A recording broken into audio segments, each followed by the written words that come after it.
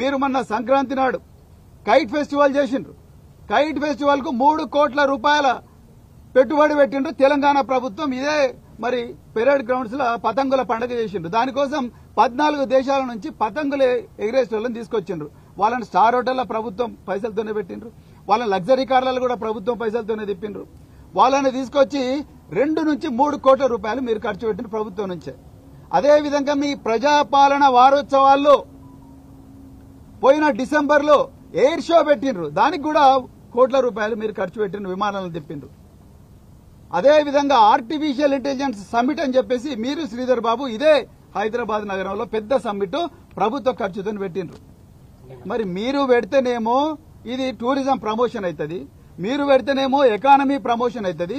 మరి కేటీఆర్ గారు formula race పెడితే అదెట్లా దేశద్రోహం అవుతుంది, అదెట్లా నష్టం అవుతుంది, అదెట్లా కరప్షన్ అవుతుంది?